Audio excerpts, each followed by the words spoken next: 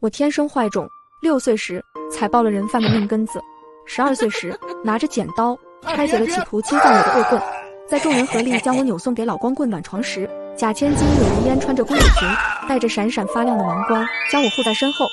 首富父母在地窖里找到我的画面被现场直播，我成了他们此生最大的污点。他们把我送进贵族学校，却不知道那群人天天拿着我吊着锁链的照片四处宣扬，说我是乡下配种的母猪。我发起疯，把他们一个个打得头破血流，爸妈不得不赶到学校赔钱道歉。回到家后，他们没有听我解释，我妈觉得我是个不能教化的野人，我爸取来家法要打死我，柳如烟却挡在我面前硬生生挨了一棍。当天半夜我就溜进他房间，拿刀架在他脖子上逼问他为什么对我这么好。他说，我知道是他们先欺负姐姐的，我相信姐姐。姐姐，你是天使落入凡尘，而我是来守护你的。那时我才知道自己是一本小说里的反派 BOSS， 最终发疯杀了所有人，而柳如烟穿书的任务就是救赎我。他说我的未来一片光明，不值得为了一群畜生搭上自己。我笑他善良是世界上最没用的东西，可他依旧帮助我继承柳家，还为我找到真爱。任务完成后，柳如烟没有离开这个世界，而是嫁给了承诺会爱她一辈子的人。我本以为我们会就这样幸福生活下去时，却看到了他碎得不成样的尸体。姐姐，对不起，我不能继续保护你了。监控视频里，蓬头垢面的如烟说完这句话，转身从18层的病房窗口一跃而下。医生说她已经有3个月身孕了。我浑身颤抖，看着病床上妹妹盖着白布的破碎尸体。这时，病房门被人推开，我回头看到深爱妹妹的妹夫身边站着一个身穿白裙、面容俏丽的女人。楚生哥哥，你别太伤心了，如烟那么爱你，要是看到你这么伤心，会死不瞑目的。小白，还好有你陪在我身边，否则我真的不知道该怎么办。明明如烟已经怀上了我们的孩子，我差一点就可以得到幸福了。楚生哥哥，如果可以，以后我想守护你的幸福。他们假意伤心，嘴里却说着打情骂俏的话。这一瞬间，我全都明白了，我的如烟为什么会毫不犹豫赴死。原配还没入土，3就急着上位了。我一开口，2人才看到病床前有人，否则怕是要当着如烟的尸体当场爱起来。你就是若雪姐姐吧？常听楚生哥哥提起你。他一副胜利者姿态与我对视，仿佛在说，就算你妹妹是高高在上的柳家千金又怎么样，还不是我的手下败将。我冷笑着抬手，狠狠一巴掌抽在他脸上。我柳若雪只有柳如烟一个妹妹，你算什么东西？对不起，柳小姐，我自小和楚生哥哥一起长大，亲如一家，是我冒犯了，以后不会了。江小白一脸委屈，倒显得我蛮横，仗势欺人。难怪我的妹妹要以这么惨烈的结尾收场。她那么善良真诚，岂会是这种绿茶的对手？就在这时，门口又冲进来一个人。小白，你怎么了？那人径直越过我，小心翼翼地捧起江小白的脸，满脸心疼。我一看，这不正是我的好老公庄必凡吗？是谁敢打你？你告诉我，我绝对不会让他好过。我差点忘了，庄必凡和楚生一块长大，那他跟江小白也是青梅竹马。必凡哥哥，你不要怪若雪姐姐，如烟妹妹死了，她一定很伤心。如果多打我几下，能让她的心里舒服一点，我也是愿意的。庄必凡听到这话，立刻回头看到我，眼神慌乱，却没收回手。老婆，你怎么回来了不给我打电话？我去接你。我压根不想搭理他，拎起他丢到一边，当着他的面又一巴掌甩在江小白另一边脸上。既然你想要挨打，我就成全你。柳若雪，你妹妹自杀，你冲着小白发什么疯？怎么心疼了？你也喜欢他？庄必凡脸色煞白，慌忙对天发誓只爱我一人。我信他个鬼，把他踹到一边，一把拎起江小白的衣领，就看见他耳朵上那对蓝宝石耳钉。这对耳钉是我第一次谈成跨国业务后，花费300万拍下来送给如烟当生日礼物的。他说这是他收到过最贵重的礼物，从来不舍得戴。如今这耳钉却出现在江小白身上，我伸手将蓝宝石耳钉扯下，江小白的耳垂顿时血流不止。如烟的东西你也配碰？你认不清自己的身份，本小姐帮你。江小白惨叫，捂着流血的耳朵哭得梨花带雨，这模样，别说是身为竹马的楚生和庄必凡，只怕我的妹妹看了也会忍不住心疼。毕竟如烟每次回想起我被锁在地窖里的日子时，都会掉眼泪。楚生听见哭声，从病床边冲过来，抱起江小白，愤怒地看向我。刘若雪，你果然是个疯子。如烟怀孕了，不方便戴首饰，不过一对耳钉，借给小白玩几天怎么了？如烟那么善良，如果是她，绝对不会责怪小白。是啊，她也知道我的妹妹那么善良，所以才会一步步被他们逼死。我都不敢想，妹妹跳楼前该有多绝望。既然如此，我就让她也尝尝绝望的滋味。我本来就是个疯子。来人，把这个畜生给我拎到窗边去。保镖上前硬生生拉开楚生，像拎垃圾一样把他拎到窗边。18楼的高度，只是看一眼就让他吓得滋哇乱叫。刘若雪，我是如烟这辈子最爱的男人，是楚家的少爷，你怎么敢这么对我？楚家算什么东西？我示意保镖把他丢出去，楚生立刻吓晕过去。我这才慢慢走过病房里瑟瑟发抖的几人，走向病床。我掀开白布，看着床上破碎的妹妹，泣不成声。妹妹，姐姐来带你回家了。就在这时，背后一道猛劲推来，我一头撞上坚硬的墙壁。醒来时，我还在病房，身边只有保镖和妹妹冰冷的尸体。我来到了江小白的 VIP 病房门口。对不起啊，小白。若雪小时候被关在猪圈，情绪很容易受刺激。等她醒了，我立刻让她来给你赔礼道歉。楚生，你也是，怎么不看好柳如烟？她一死，若雪肯定会发疯。庄必凡动作熟练地给江小白喂粥，一旁的楚生握着江小白的手。小白身体弱，我不过劝他给小白输几天血，关了他几天而已，谁知道他会因为这点小事就自杀。小事？你知不知道你和小白在酒店的视频被发到他手机里了？那又怎么了？我不过是犯了每个男人都会犯的错而已，我最爱的还是他啊。但凡哥，这件事柳若雪知道吗？他要是知道了，你还能活着坐在这里？我已经找人销毁了柳如烟手机里的视频，你放心。对不起，必凡哥哥，是我让你们为难了。要是若雪姐姐生气，你们两家不会有事吧？傻瓜，不是你的错。若雪爱我，离不开我，我随便哄一哄她就乖乖听话了。明明已经猜到他们都是一伙的，我还是有一瞬间因为庄必凡的话伤心，擦掉眼角不该流下的眼泪。现在我没有任何顾忌了。天凉了，我要你们全都给我死！我把妹妹带回家，低调地举办了葬礼。我把墓地选在了一个风景优美的地方，除了我没人知道，也就没有人会再打扰她。刚回到家，就接到了柳氏名下的奢侈品店给我打来的电话。我赶到店里，看到庄必凡带着江小白站在展示柜旁，对店长破口大骂：“你瞎了不认识我是谁？现在立刻把这件衣服拿出来给小白试穿。”他指的是展示柜里的礼服，是我花费8000万给如烟定制的礼物，上面镶了520颗顶级切工的钻石。庄总，这是刘董给二小姐定制的礼服，没有刘董的命令，谁也不能动。庄必凡被驳了面子，面露不悦。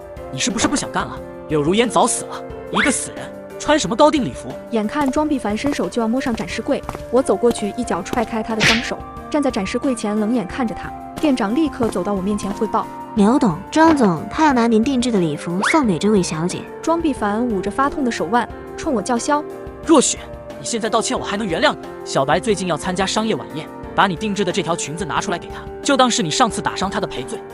我气笑了，看向得意的江小白，她打扮得光鲜亮丽，戴的珠宝首饰，穿的衣服，拿的包包全是我送给如烟的。我对身后的保镖抬手，保镖立刻上前将江小白拖到我面前。必凡哥哥，救我，救我！我一巴掌打得他口鼻出血，一脚踹在他膝盖上，让他面朝展示柜跪下。偷来的东西也敢拿出来招摇？你不会真以为庄家和楚家能成为你的靠山吧？我扯下他身上属于如烟的东西，任由他衣不蔽体，瑟瑟发抖。一旁的庄必凡立刻冲上来挡在他面前。柳若雪，你现在停手，立马跟小白道歉，我还勉为其难能原谅你，否则你别怪我不讲夫妻感情。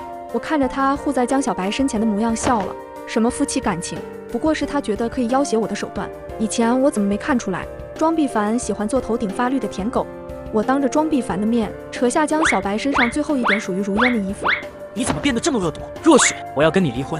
收拾完江小白，我终于施舍给庄必凡一个眼神，下一秒一个耳光就重重落在他脸上。你算什么东西，还敢威胁我？庄必凡被我这一耳光扇懵了，愣愣地看着我。毕竟我从没在他面前暴露过本性，那是因为如烟总跟我说，希望我放下仇恨，迎接幸福。可现在看来，庄必凡根本不是我的幸福。我低头看向江小白，把他给我带走，医院里应该有很多急需输血的人。江小白听了这话，脸色煞白，立刻跟庄必凡求救。庄必凡顾不得脸上火辣辣的痛，一把抓住我的手。若雪，你怎么可以这么心狠手辣？放手，否则连你一起。庄必凡吓得一抖，后退几步。江小白一看情势无法扭转，突然一只手捂住肚子，得意洋洋地开口：你动不了我的，我怀孕了，孩子是楚生哥哥的。我停下脚步，回头看他，脑海中闪过监控画面里妹妹大着肚子从窗口一跃而下的身影，而罪魁祸首马上要有新的孩子了。我似笑非笑地看向庄必凡，他立马跪下发誓：老婆，我发誓我真的不知道，我被他们骗了。江小白，我真没想到你和楚生是这种人，你们要不要脸？他的演技太拙劣，我懒得拆穿，带着江小白直奔楚家，顺便叫了一个搬家公司。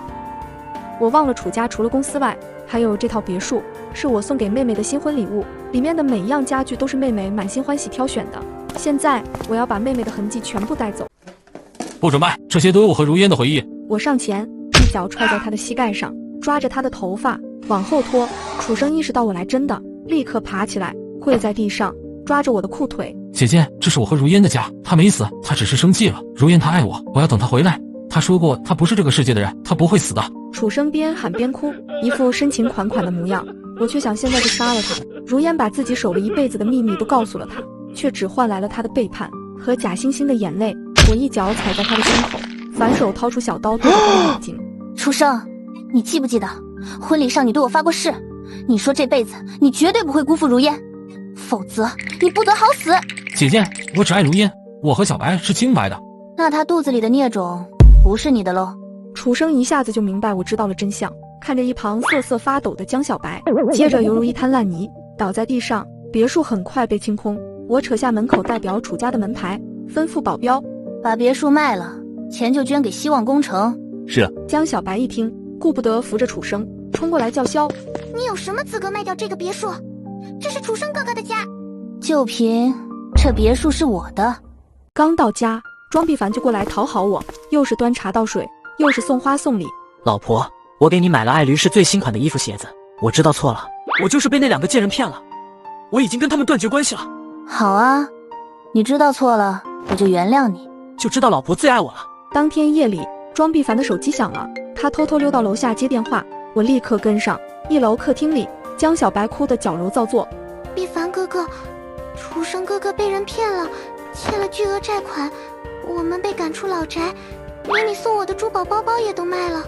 他们说，楚生哥哥的公司资金链断了，钱没了，公司也没了。小白别哭了，你现在怀着孕，情绪不能这么激动。你和楚生先去我在郊外的别墅避避。可是必凡哥哥，没有钱，我的婚礼该怎么办？我没办法拥有世纪婚礼了。小傻瓜，你还有我呀，婚礼我会帮你安排的，保证让你风风光光出嫁。庄必凡一门心思都在哄他，丝毫没注意到这一切都被我听见了。小三还想办婚礼，做梦！婚礼当天，我站在舞台背后，看到宴会厅里坐满了宾客，听他们对这场婚礼的高谈阔论。还是楚大少厉害，老婆刚死，又娶了这么漂亮的女人。你们也不看看，死的那一个哪有这个好看？哎，我听说跳楼死的那是脑浆屎尿都糊一地，别提多恶心了。难怪晚上做梦下都要吓死，不得抱着新媳妇睡才不害怕。我默默记下这些人。忽然间，灯光熄灭，江小白挽着庄必凡的手缓缓走向楚生，眼看他们三个就要完成这美好时刻，大厅突然亮灯，紧接着一群帽子叔叔就冲了进来。楚生，你涉嫌谋害妻子，请跟我们走一趟，配合调查。江小白上前一把推开帽子叔叔，歇斯底里：不可能，你们这是诬陷！是不是诬陷？走一趟就知道了，把这两人都带走。今天是我结婚的日子，谁敢带走楚生哥哥？我缓缓从舞台背后走出，边鼓掌边笑。好一对苦命鸳鸯，可惜了，你们在楚家想要谋害如烟的监控视频，我已经提交给帽子叔叔，有什么话你们进去再说吧。两人被带走后，只剩下躲在一旁的庄必凡和一群面面相觑的宾客。大家继续吃，否则这么好的菜以后可就吃不上了。那天婚礼最后，宾客们纷纷找庄必凡要个说法，毕竟我要报复他们，全都是因为庄必凡喊他们不参加婚礼，但他们不知道整个庄家都自身难保了。我把所有公司的名单发给了助理。刘董真的要对这么多公司出手吗？当然，我的妹妹推举我成为第一人，就是让我没有任何顾虑。第二天，名单上所有公司都被检举，公司负责人锒铛入狱，当然包括庄家。庄必凡还在睡梦里，被帽子叔叔带走了。宣判前，他申请见我一面，我去了。若许，我只想问你，你有没有爱过我？从未。原来我跟如烟一样，都是苦命人。别拿你这个畜生跟我的妹妹比。从那以后，我再没关注过他们三个人的消息。听说江小白没了孩子疯了，把楚生给捅死了，而庄必凡被判了20年，再也不会出现在我面前。我来到妹妹墓前，放下一束她最喜欢的铃兰花。妹妹，对不起，我好像还是没能成为你希望的那种人。一阵风过，背后忽然传来了熟悉的声音。我回头看见妹妹正对我笑。姐姐要不要跟我走？呀，